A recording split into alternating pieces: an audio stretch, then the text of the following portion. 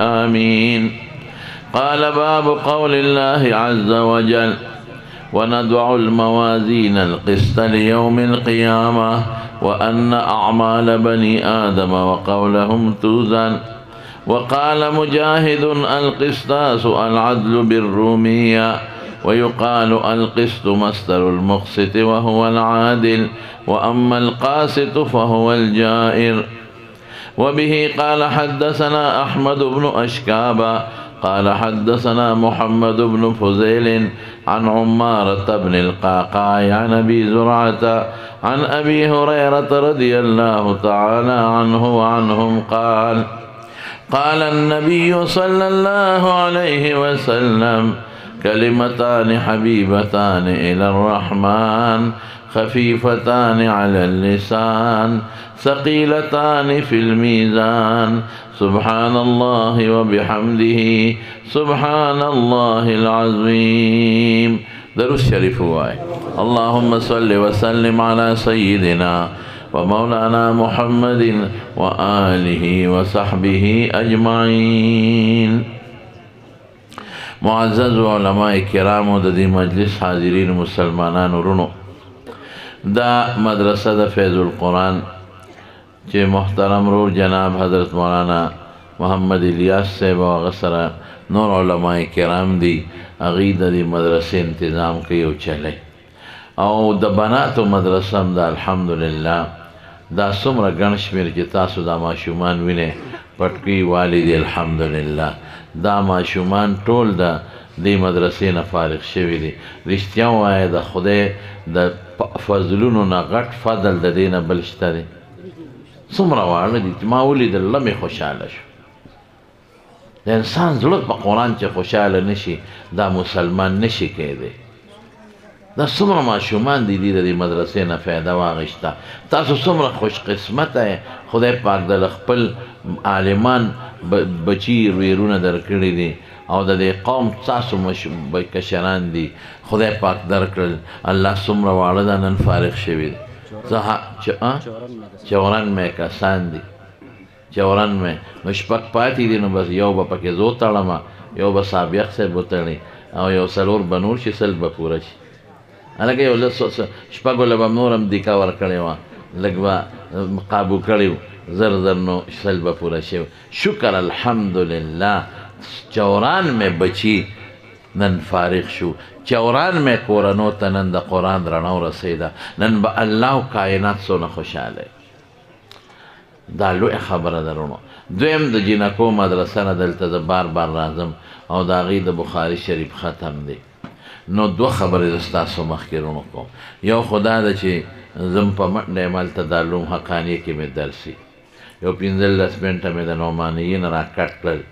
او داسې یو 15 به د هغې نه را کټ کړو او ډوډۍ به پکې خدای ته وسپارو.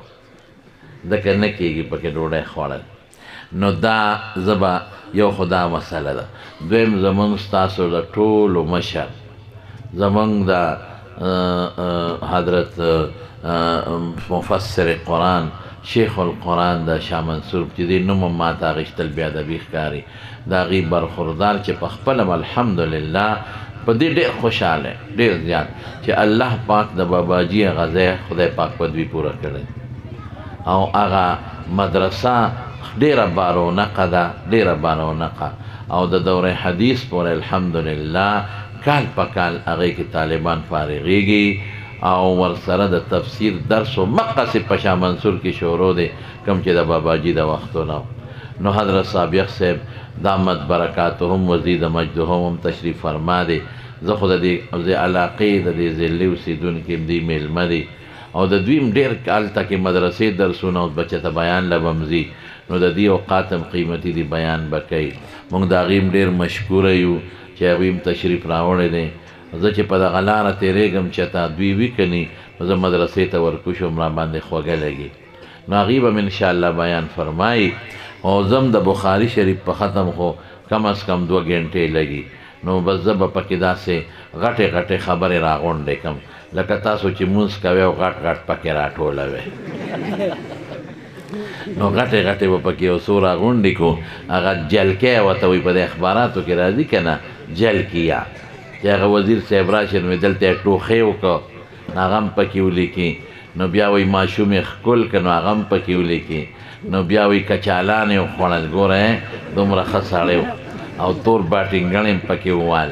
نو دی باندې خلک دا ناشنا څیزونه، نو زه به هم پکې هغه جلکې غټې خبرې راغونډې کړم او اسم طالب عوامو ته زنانو ته عوامو ته علمي خبرې هغه زما په خیال فایده هم نه رسوي. نو زما رونو امام بخاری صاحب دا کتاب لیکلی دی الجامع للامام البخاری، الجامع المسند الصحيح المسند من احادیث رسول الله صلی الله علیه وسلم و سننه و ایامه. نو د دې یو باب راوړی دی ندع الموازین القسط، د وزن د عمل. د دوه غرض دي د دې نه، خو یو غرض یې لږ اوږد دی او بل احسان دی، یو غرض یې رد دی په بعضې حنابلو چې هغوی د خلق د قرآن د قایل نه دي، هغوی وایي چې د قرآن د الفاظ او دا نقش او دا پاڼې قدیمې دي. نو امام بخاری په هغوی اصل کې رد کوي، بنیادي رد یې په هغې دی، مخکې بابونو سره په دې مناسبت راځي. خو یو مشهوره خبره د علما هم ذکر کوي، زه به هم ذکر کړم، معتزله او خبیث قوم تیر شوی دی، نو ظاهري رد امام بخاری په هغوی کوي. هغوی څه وایي؟ معتزله د عقل بچي دي، هغوی وایي چې د قیامت پر ورځ زموږ ستاسو دا نظریه ده چې د قیامت پر ورځ به الله پاک د اعمالو وزن کوي. یاده خبره مونږ وایو که نه، تله د میزان به قایم شي، تله ورته پښتو کې وایي، میزان ورته عربی کې وایي، دا به او قایم شي او زموږ نیکۍ او بدۍ به ټولې تللې کېږي. دا زموږ عقیده ده د اهل سنت والجماعه. او حافظ ابن حجر وایي اجمع اهل العلم، په دې د ټولو علماء اجماع ده علی ان میزان ثابت، میزان ثابت دی، او دا میزان به توزع کېښودلی شي وله کفتان، دوه چابړې دي، یمیلو بالحسنات او په نیکو لاندې کېږي، خلافا للمعتزلة. وی معتزله خلاف کوي، خو د هغوی اختلاف له زموږ هېڅ اعتبار نشته. هغوی څه وایي؟ هغوی وایي زموږ د عمل د روجې منځونه د اعراض دي، زموږ طالبان د طالبانو ژبه پرېږده، غیر مادي څیزونه دي. وی وزن خو په هغه څیز کې کېږي چې کوم مادي وي، کاڼې به وتلې، ګوڼه به وتړئ، غنم به وتلې، نو دا خو په سترګو نه ښکاري. نو مونځ څوک وکړي روژې، نو دا تیلی کې نه شي اچولی، چابړي کې به یې څنګه اچوي، نو څنګه به یې وزن کوي؟ نو هغوی وایي تله نشته. هغوی هر هغه څیز چې د عقل نه اوچتي، عقل یې ورته نه رسي، داسې نه وایم چې د عقل خلاف، د شریعت یو خبره د عقل خلاف نه، خو بعضې ته زموږ عقل رسي که نه هغوی ته انکار کوي. لکه هغوی ګوره د قبر عذاب هم نه مني، جسد د روح لیمانی ګورئ، او زمونږ عقیده ده چې د روح او جسد د دواړو عذاب شته او تنعیم هم شته. هغوی پول هم نه مني، پول صراط د دوزخ د پاسه پول دی. وی حدیثو کې راځي چې دا خو د ویښته نه نری دی او د تورې نه تیره دی، نو په دومره نري پول به څنګه څوک تېرېږي؟ شرع قاید کې شته هذا تعذیب، دا به څنګه سړی تېرېږي چې د ویښته نه نري او د تورې نه تیره؟ نو دا پول مول نشته دی. دا ګوره د انکار کوي د دې څیزونو. نو دا ټولې خبرې د هغوی په عقل بنا دي. زمونږ خلک هم یو بوډی وایي ژړل، نو نوسی یې ورته وایي د شپې راویښه شوه ژړلې، نسوی یې ورته وایي ادې ولې ژاړې؟ یاره وایي ملا صاحب تقریر مې رایاد شو چې یو نري پول دی او د تورې نه تیره دی او د ویښته نه نری دی، نو زما خو خپې خوږېږي، په دې غټه لار نشم تللی، په هغې به څنګه ځم؟ نو نوسی یې ورته غوسه شو، وي د خوبه دې وویستو چې نشئ تللی، مه ځه خوارې د مور کور دې څه دې غاړه کښېنه که نه. ما وی کړه دي ښه وکړه بدي ورته به پې. قرآن شریف کې الله فرمایي ان منکم الا واردها کان علی ربک حتما مقضیه. ګورې ورود داخلېدو ته وایي، تېرېدو ته نه وایي، مجاوزها نه دی، هر سړی به ورځي. باقي د خدای خوښه ده که چا سره د الله طاقت و پورې به وځي، او که طاقت نو لاندې دوزخ دی، علامت د جهنم د دوزخ د پاسه دا پول دی. زمونږ په علاقه کې یو بوډا سړی اوس مړ دی، نیک سړی و، ښه سړی و، عالم نو او داسې صوفي شانتی و، په جومات کې ښه سړی، نو ټوقي و، ډېر ټقالي و، ډېر ټقالي و.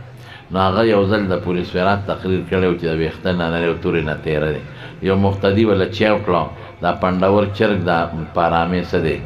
دا ډېر زما بدي شي دی والا پخ کړی نو دی سور که چای پې اوس کړ استاد جي وایي تا چې پرون وې یو پول دی او دا ویښته نه نری دی او تورې نه تېره دی نو دا داسې خلک یې رول کړه دا حقیقت دی نه وایي دا موږ خلک یارو دا خو حقیقت دی او په حدیثو کې ثابت دی استاد جي وایي ستا خو هم چشمې چولې دی او کونټۍ ده سره ده ته به پې څنګه پورې وځې نو تا سره به څه دمې پورې وځې که نه وي او که خیر نو څه دم درهه به د سره یي بې د دم درهې نه خو پې ورتل ګران دی چې دونه تېره او نارې پورې دی نو استاد جي د خدای خاطر وکړه هغه دم موږ ته مو ښایه هغه اتل د شلې زره قامه کې به تا پسې کم ځای ګرځم دلته یې راته وښایه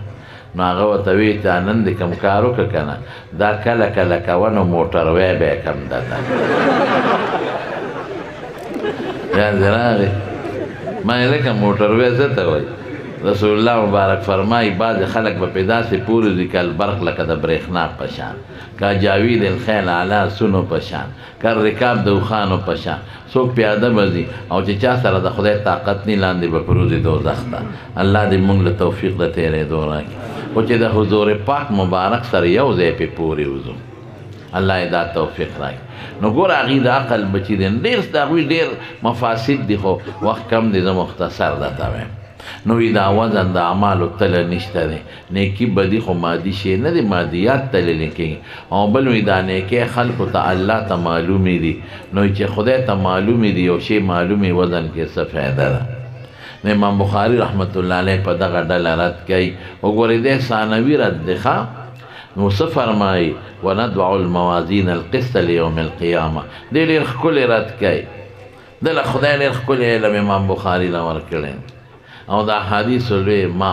زه پر اوس کال نه بل کال د قبر له تللی تللی ازبکستان ته ومه او بیا د کلي کور مې مولید بخارا ته م لاړم او د قبر مې مولیده او د پاسه ماډل قبر دی لاندې څوک نه پرېږدي الله یو وسیله جوړه کړه نو موږ لاندې قبر ته ورکوز شو داسې لاندې قسم دی چې د قبر ته ودرېدم بې اختیاره مې ډېر زیات وجړل د دغه لوی شان لوی عظمت او د تقوا د هغه دینی خدمات او منډې او د حق د پاره د دین د باطل مقابلې چې د کمې کړې دي او دته کم حدیثو پوی او علم خدای کم ورکړی نو زه حیران شم خدایه څه ووایم خیر هغه ځان لکه مقپیخه شو بل وخت به درته ووایم خو حاصل دا دی چې دی ډېر ښکلی دلیل وایي دی څه وایي وی اخرج به المخبر الصادق چې الله دی هغه خبر ورکړی دی چې وی تللی به یکدو د قیامت پرس او اخبر به المخبر الصادق وهو الرسول صلی الله علیه وسلم حضور پاک فرمایي دوه خبرې دي او طلب کې درنې دي تلشتا نو چې خدای او رسول ویشته نو موږ به د خدای او د رسول مانو د معتزله موږ نه مانو خبر اخلاص سره بعضې څیزونه رونو داسې دي چې هغه زموږ د عقل لاندې نه راځي د عقل سره ټکراو نشته خو نه راځي هغې باندې ایمان ته ایمان بالغیب وایي ویؤمنون بالغیب دا به موږ منو ګورئ که ته وایې نه کم شی زما عقل لاندې راشي منم ګنې نه منم نو دا خو تا په خدای و رسول اعتماد وکړه په عقل دې اعتماد وکړه نو بعضې څیزونه قصدن الله د عقل نه بالاتر کړي او که ته وایې چې یاره دا څنګه به تللی کېږي نو د دې ډېر زیات جوابونه یې څوک وایي صحف تللی کېږي څوک وایي اشخاص تللی کېږي او څوک وایي د میزان خو دې ته نه وایي زموږ حضرت شیخ مولانا شمس الحق افغاني رحمت الله علیه هغوی به فرمایل وي د دې معتزله داسې خیال دی ګنې زموږ په د قیامت طلبه لکه زموږ د ګوړې د منډۍ یا د تماکو د منډۍ طلبه میزان څه ته وایي شرع قاعد وګوره که نه المیزان ما یعرف بمقادیر الاشیاء تل هغې ته وایي چې د شي مقدار پې معلومیږي نن سبا داسې آلات شته چې د غیر مادي څیزونو مقدار معلوموي لکه ترمامیټر شو ګرمي یخني زلزله رفتار د جز دونه اوچت دی نو چې بنده داسې آلات ایجاد کولی شي چې غیر مادي پې معلوموي نو خدای سره به داسې آله نه چې زموږ نیکي ګناه پې معلوموي خدا الزامی رد دی تحقیقی رد دا نه دی تحقیقی دا چې دا موږ څومره نیکۍ کوو ګناهونه کوو د دې ټولو شکلونه دي خود موږ ته دلته نه محسوسېږي قیامت کې به محسوسوو ابا خدای پاک راوالی په تله کې به ور واچي دا ټول مادي دي هلته به ماده وي د دې ډېر مثالونه دي لکه رسول الله مبارک فرمایي بینما انا نائم اتیت بقدح من لبن ودوم د پیو کاسه چا راکړه فشربت منه واتیت فضل عمر بن الخطاب وی ما له چا کاسه د پیو راکړه موس کله او زیاتی مې عمر له ورکړل وی ما اولته یا رسول الله تعبیر څه شو وی علم اوس علم غیر مادي شي کې هلته د پیو شکل یا سورة یوسف کې راځي انی ارا سبع بقرات سمان یاکلهن سبع عجاف وسبع سنبلات خضر واخر یابسات دا دی ګوره قحط غیر مادي شی دی لیکن مثال هلته څه دی د اوچو وږو او د ټپو غواګانو او فراخسالي د هغې مثال د سربو غواګانو د شنو وږو ده نو دا اعراض د دې عالم مثال کې اجساد لري او وجودونه به خدای راوالي د نیکو د ګناه ابا تله کې به واچوي دی ښکلی جواب نو الله فرمایي وندعو الموازین القسط لیوم القیامه مونږ به کیدو انصاف والا تلې دا معنا به نه کوي چې تلې د انصاف دا معنا غلطه ده مشوره ده او غلطه ده ځکه موازین موصوف او قسط صفت دی دا مونږ چې وتلې د انصاف دا د مضاف مضاف الیه معنا ده او دا موصوف صفت دی مونږ به کیدو انصاف نو که ته وایې چې نزعو صیغه د جمع ولې شوه د طالباتو له یو دوه ټکي ویم پې تنګېږی یم صیغه د جمع ولې شوه الله خو مفرد دی نو علما درې جواب به کوي خو آسان جواب ده تفخیما لشانه تبارک و تعالی او موازین یا جمع د موزون ده لکه مجاهیل د مجهول جمع ده یا جمع د میزان ده لکه مصابی د مصباح جمع ده او قسم باندې سوال طالبان کوي چې دا به حال الموصوف صفت ده او چې کلم صفت به حال الموصوف مطابقت موصوف سره افراد تسنیه جمع کې شرط ده دلته خو مطابقت رانغی موصوف جمع ده او صفت مفرد ده نو ذوات مقدر دی یو او یا دا چې زلن اقسان جواب به کوم مصدر دی صفت د مفرد مثنى مجموع حقیقی حافظ ابن حجر وی یقال میزان قسط و میزانان قسط و موازین قسط انصاف والا تلی لیوم القیامه پرواز د قیامت لا په معنا د فیری یا که اجلیه کې له حساب به مقدر کې او د یوم دو معنی راځي یو نهار ته وي یو مطلق وقت دلته مطلق وقت مراد دی او قیامت معدول دی عدل هم ویلې دی کنه معدول د قائمتن نه دی موصوف مقدر دی الساعة القائمه د انصاف تلی وکیدو قیامت پرس زمونږ د پاکستانیانو د تلو پشان نخه دی خو دی سپتله کې وایي چې شی دله تلی ډز دله درکړي یو فوډ انسپکټر تلی او د یو دکان تلی کتله دکاندار هغې به یو خوا شی زیات خو بل خوا به یې کم خو خدای پاکه سمه تله ده یو خوا چې واچوم زیات دی بل خوا کم دی پې حیران شو ورته هلکه دا څه مسله ده اخیسته به یې په یو طرفه خرڅو به یې په بل نو یو سړی را روان و حاجي صاحب و هلکه ګوره جان مونږ هم یو ښه هسې ګپه پکې لګوو که نه خفه کېږې به نه حاجي صاحب و اجانم چې هلته لاړ شي هغه جمرات ویلي جمرات مونږ د شیطانان وایي درې واړه ورپسې ولګي وایي کلي ته به ځې که به نه ځې ګورو به وایي اړون سړي له چا سوک ورکړون لا هغه وایي ما جیمړ دې کړم وایي ته خو ړوند دی تا زه څنګه وپېژندم چې دا جیمه وایي دا سوک دی دا جانو دی نو یو حاجي صاحب را روان و برګ رومال یې په سر کړی نو چې راغی پول انسپکټر ته وایي انسپکټر صاحب ولې حیران یې وایي دې تلې ته حیران یې یو خوا شي دروند ښایي بل خوا سپک ښایي وایي زه بیا درته ووایم که نه وایي څه وایي دا ډنډه یو خوا داسې یو ګوته اوږده او بل خوا ګوته لنډی نو یو خوا زیات ښایي بل خوا کم ښایي وایي حاجي صاحب تا ته څه پته ولګي وایي مونږ هم ډېر عمر دا لوبه کړې خیال دی نه نو حاصل دا دی چې دا د بې انصافه تلې ویل للمطففین الذین اذا اکتالوا يستوفون وإذا كالوهم أو إذا سنة ذلك والذين ويل للمطففين الذين إذا اكتالوا على الناس يستوفون وإذا كالوهم أو وزنوهم يخسرون چې علي درانه اخلي او چې ورکوي سپک ورکوي دا ډېر لوی جرم او ګناه ده نو دا تله به نه انصاف ونه تله به قیامت پرس نو اوس دی او دا تله به کم ځای پرته وي لومبي چې مونږ پاسو هر چاته به خپل عمل په شکلونو کې راځي بیا د هر پیغمبر حوض دی زمونږ د ښکلي پیغمبر د حوض نوم کوثر دی الله دې ته مونږ له اوبه راکړي د هغې نه پس به عملنامې راخوري چاته په ښي لاس چاته په ګس چاته من ورای زهرهي د د شانه او خدای دې موږ له پخې لاس راکړي د هغې نه پس بیا به پل باندې بنده تېرېږي د هغې مخې ته دا تله پرته ده څومره ده تله نو زه راته مختصر کوم حدیث پکې شته داود علیه السلام الله نه تپوس وکړي ما ته الله دا تله وښایه وی طاقت یې نشي لرلی نو وی نه ښه به راته نو چې ورته یې وښوله بېهوشه پرېوت نو چې هوش کې راغی وی الله دا خو دومره غټه ده که د اوه اسمانونو ځمکې پکې واچوې نو په یو ګوټ کې به ځای شي نو خدای زموږ په عمل به دا څنګه کېږي الله وفرمیل ای داوده چې زه غواړم په یو کجوره هم ډکولی شم چې اخلاص پکې وي اخلاص دا غټه کم وزنداره کم نو دا تله ده نو دا به کوم ځای وي د پولیس ورات مخې ته څوک به یې نګراني کوي رب العالمین په خپله وزن به پې څوک کوي جبریل علیه السلام ټول پیغمبرانو نکاح آدم علیه السلام به ولاړي ټولو بچو ته او د کم پیغمبر او مستره چې وزن کېږي هغه پیغمبر به ولاړي او کرام الکاتبین فرشتې به هم ولاړي او ملک الموت به هم ولاړي سخت ورځ ده او لومبي حساب کتاب به زموږ ښکلي پیغمبر مبارک امت سره کېږي بهر کې زمانونو چې وزن او جبریل علیه السلام به هغه شی نیولي لسان المیدان هغه شي ته به ګوري چې داسې داسې کېږي واما من ثقلت موازینه فهو فی عیشة راضیه واما من خفت موازینه فهو هاویه وما ادراک ما هي نار حامیه نو موازین بیا قرآن کې جمع شو دلته تله خو یوه ده نو یا په اعتبار د کثرت د ما یوزنو لهم یا کثرت د ما یوزنو او څوک وایي متعدد د تلو قایل دی قول مرجوح دی بهر کې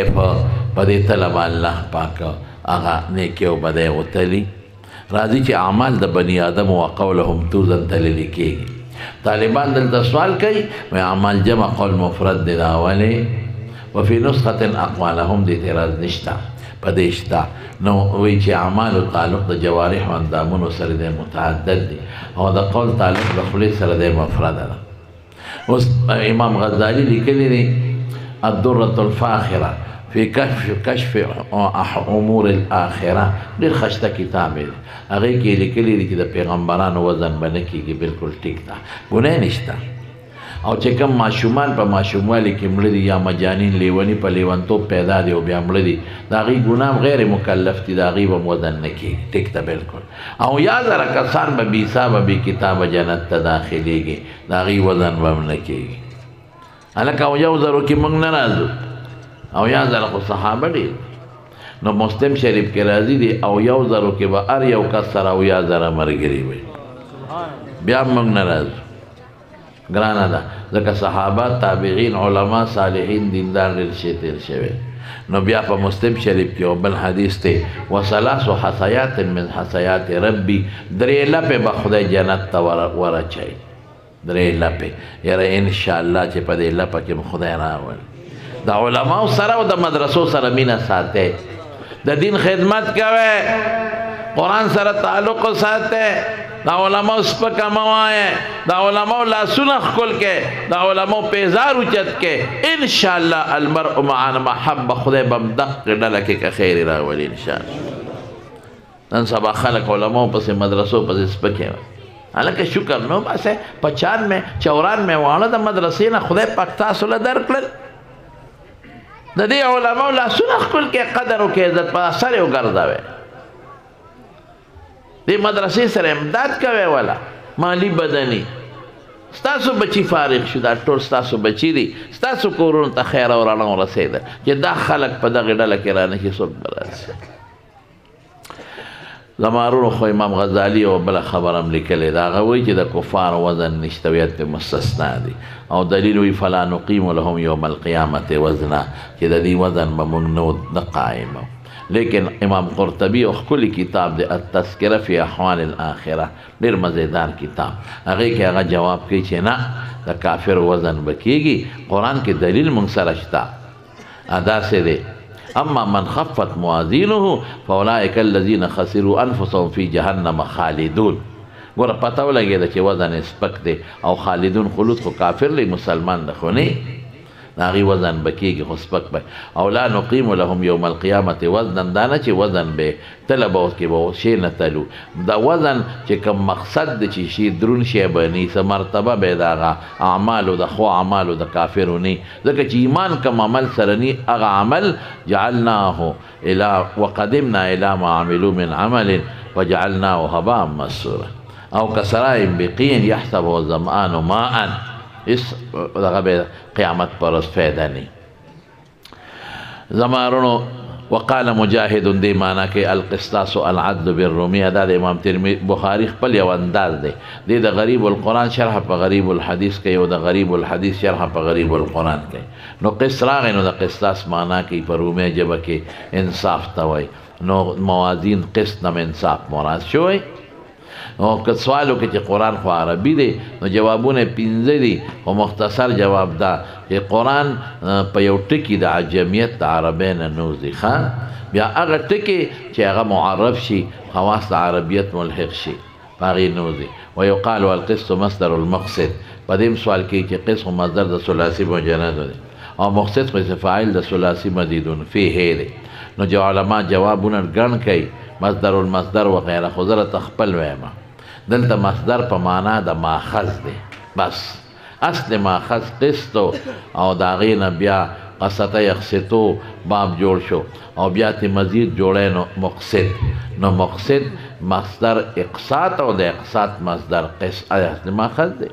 او مقصد معنا کوي عادل ان الله يحب المقسطين واما القاسط فهو الجائر ظالم ته وایي الله وایي اما القاصدون فكانوا لجهنم حطبا دا امام بخاری معنا وکړه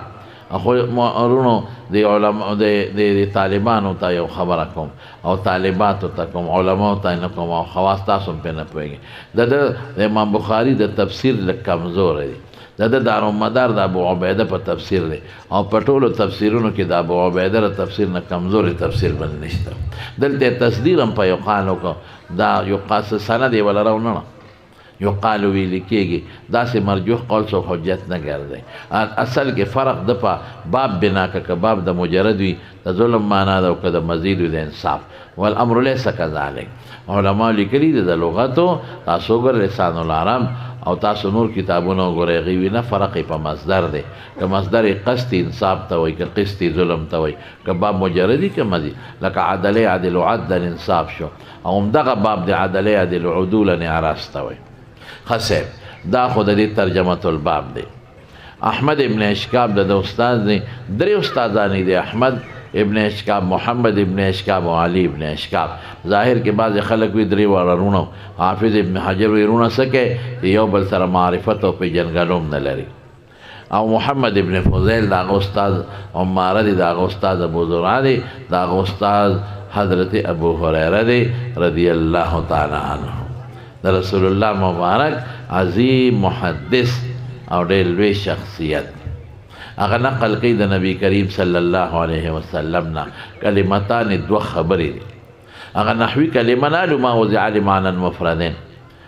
دا کلام په معنا د ما یتکلم به بکم یا د مجاز مرسل په علاقو کې یو دار چې ذکر د جز مراد ته نه کول لکه مونږ وایو کلمه شهادت ګوره جمله ده یا مونږ وایو تمت کلمه ربک صدقا وعدلا یا لا مبدل لکلماته د خدای فیصلې ته مراد دي فیصله خو جمله دو خبرې دی محبوبی دی رحمان تا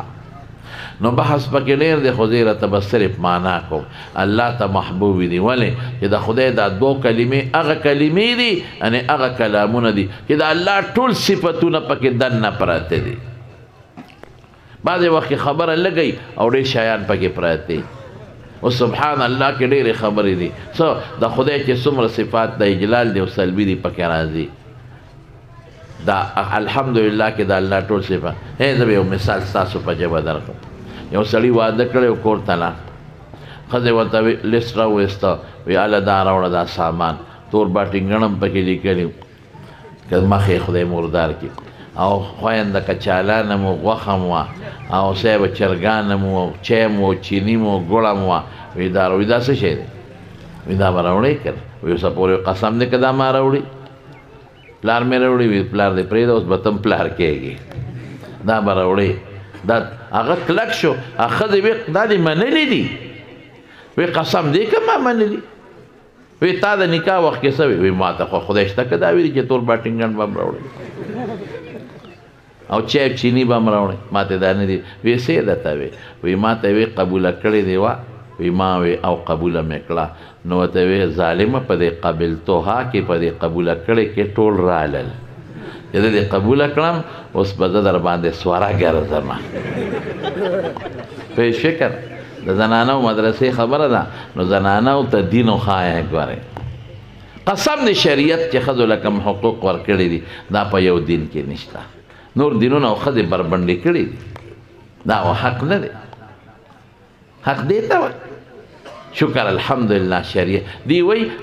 په کور کې به خدمت ته ښځه پیدا ده های های های خدمت د چا کوي د پلار کوي خدمت د مور کوي خدمت د وروڼو کوي خدمت د خپلو بچو کوي او د خاوند کوي د پردو خو نه کوي نه وي دا خدمت د نه پیدا نو دوی څه وایي دوی په جس کې نوکره کي نو هلته د 350 پردو سړو خدمت کوي د خپلو بچو هغه ظلم دی ها او د پردو سړو چې په جس کې له 350 سوارلو ته پلیټونه ایږدي او اسخاتې اوچتئ نو دا خیر او په سکول کې چې د شپېتو ماشومانو سپېمې پاکوي نو دا خیر دا څه ظلم دی شروع کړی شریعت خو عزت ورکړه تا خو والا فوټو بره په بورډ لګولی دی چا ته سپلی چولی د کیړو نمایش پکې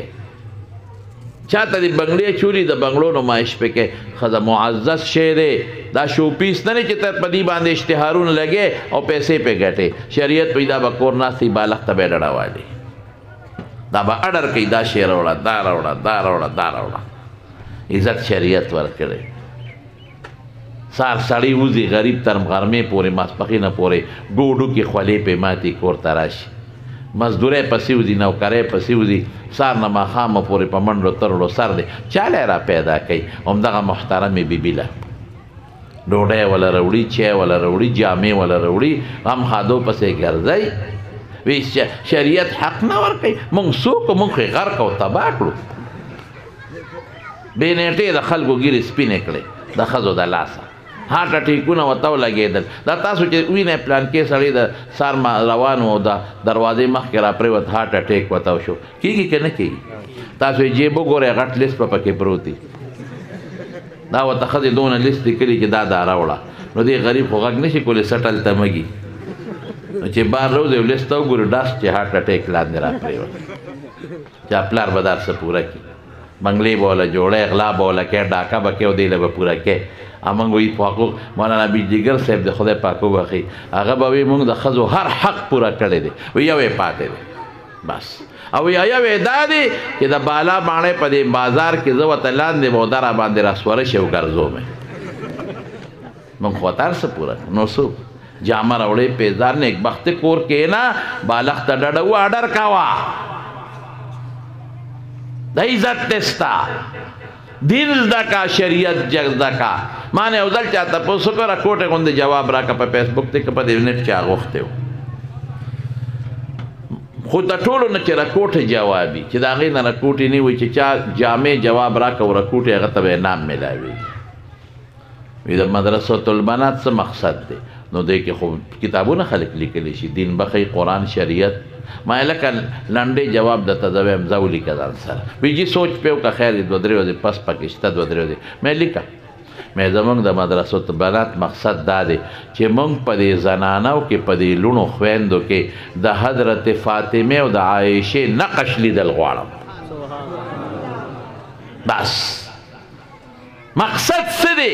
چې دا کشر کل د عایشې صدیقې په نقشه شي د هغې یو جلک پکې لیدل غواړم موږ خو دا غواړو کور سرداره ته جوړه شي دین زده کړي شریعت زده کړي د ښځې د خاوند حقوق د خواښې حقوق د بچو حقوق وپېژني ښکلي دین زده کړي دا مقصد نو بیا راته څه موده پس ټلیفون وکړي مولوي صاحب هغه جواب ډېر مزېدار وایي هغه انعام مې وګټه مې ظالم بچی غوټ نیم پکې د سره زما کېږي خو زه مې بخلې مې راکې هم نه نو زه وبخلی شوم ډوډۍ چې سپې وتښتئ بیا ورته وي خدای پناه مه مې موږ ته پته ده چې نه یې راکې زه بخلې دوست مې دی اشنا مې دی نو بهر کې زمانونو د دوو ټکو کې دا ټولې خبرې پرتې دي ځکه الله ته محبوبي د خدای صفتونه او خفیفتان په ژبه اسانې دي اصل کې دا هم کنایه د سهلتان نه ده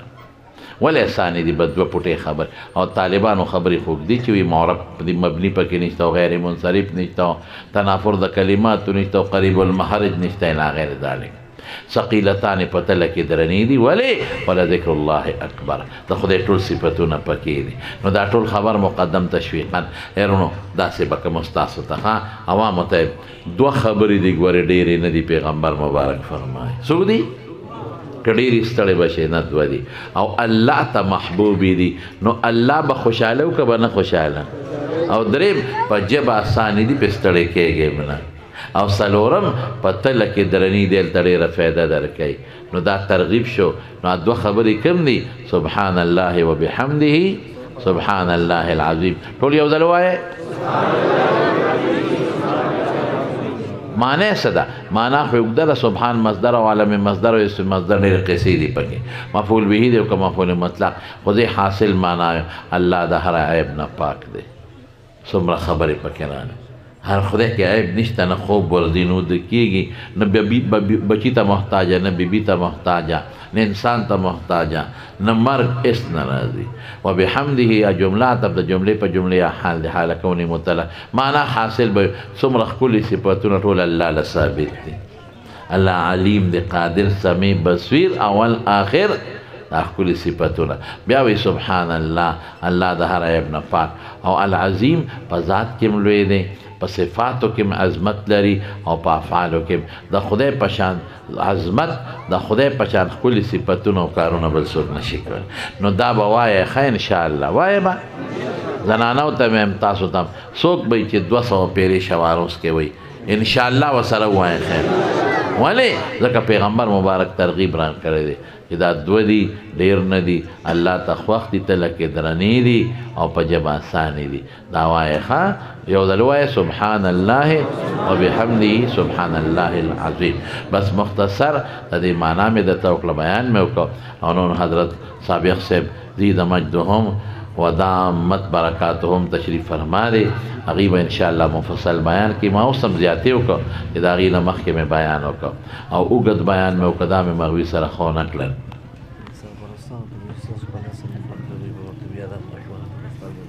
ها اوس زه خو بې خوشحاله یم خو سابق صاحب دا په څه کې که هغوی ته